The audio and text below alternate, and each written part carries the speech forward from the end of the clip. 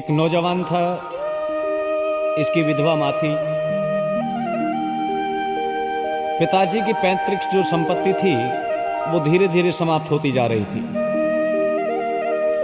इस नौजवान को चिंता हुई, घर का गुजारा कैसे चलेगा। ये अपनी माँ से कहता है कि माँ, मैं कोई नौकरी कर लूं। माँ ने कहा, बेटे नौकरी कर लो।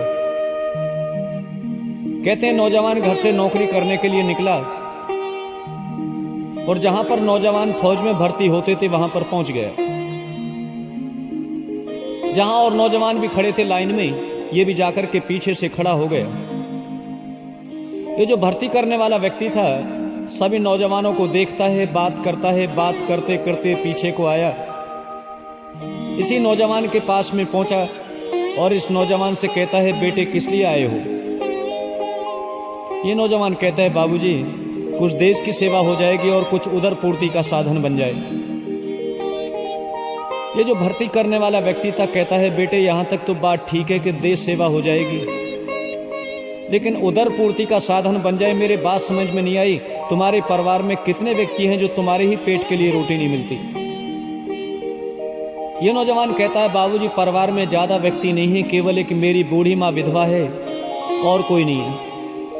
ये व्यक्ति कहता, अरे तू अपनी विधवा माँ बूढ़ी को छोड़ करके और यहां पर आ गया फौज में भर्ती होने के लिए।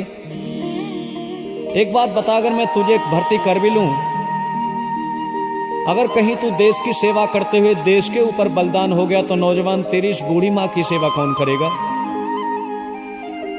जब इस बात को सुना नौजवान उदास हो गया। ये भर्ती करने वाला व्यक्ति कहता है, नौजवान मैं तुझे भर्ती नहीं करूंगा। ये नौजवान निराश होकर के अपने घर पर वापस आ गया। मां ने बेटे के चेहरे को देखा और देख करके कहती है, बेटे नौकरी लग गई।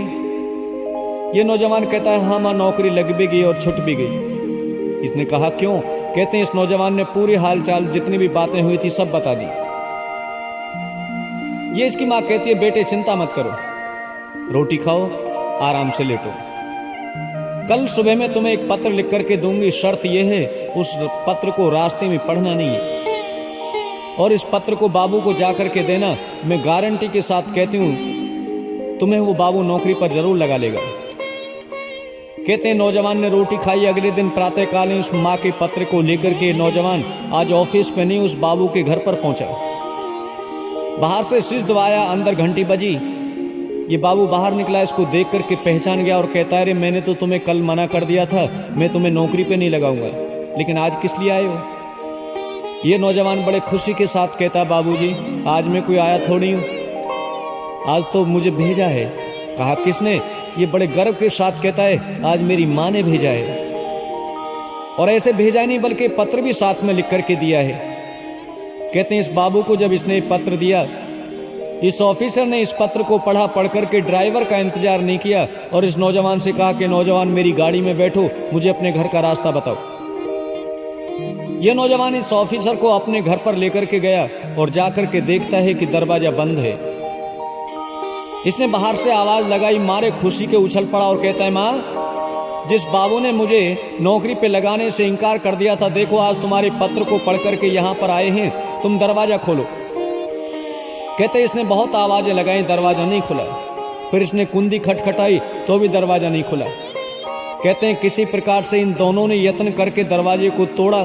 तोड़ करके देखें इस नौजवान की मां अंदर पेट में चाकू मार करके मरी पड़ी है। तभी तो किसने कहा कि ऐसे माता पिता जो अपने संतान के लिए सब कुछ सर्वस्व सब कुछ लुटा देते हैं, अपना सब कुछ अर्पण कर देते हैं, ऐसे माता पिता के ऋण से उऋण होना बड़ा मुश्किल है। हमें माता पिता की सेवा करनी चाहिए।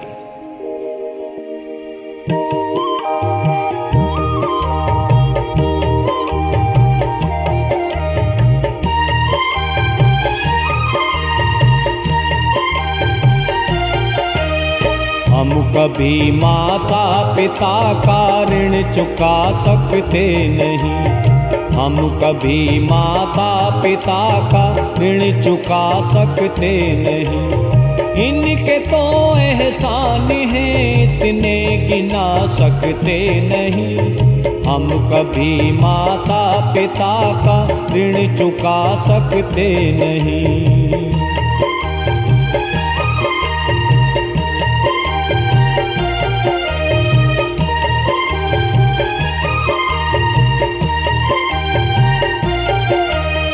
ये कहाँ पूजा में शक्ति, ये कहाँ फल जापिका। ये कहाँ पूजा में शक्ति, ये कहाँ फल जापिका। हो तो हो इनकी कृपा से खातिमा संतापिका। इनकी सेवा से मिले धन ज्ञान बल लंबी उम्र। स्वर्ग से बढ़कर है जग में आसरा माँ बाप का। इनकी तुलना में कोई वस्तु बिला सकते नहीं। हम कभी माता पिता का ऋण चुका सकते नहीं। हम कभी माता पिता का ऋण चुका सकते नहीं।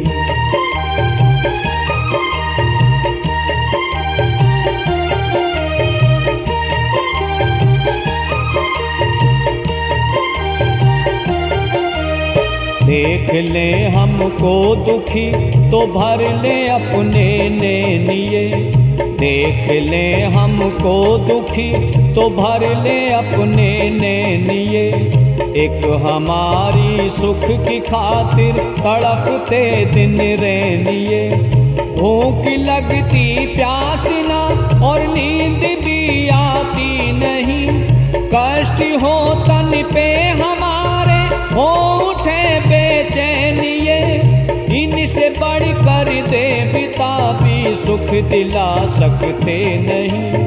हम कभी माता पिता का ऋण चुका सकते नहीं। हम कभी माता पिता का ऋण चुका सकते नहीं।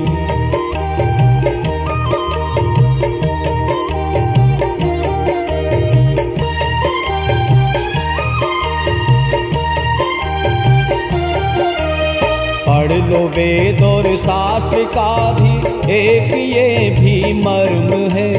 पढ़ लो वेद और शास्त्र का ही एक ये भी मर्म है।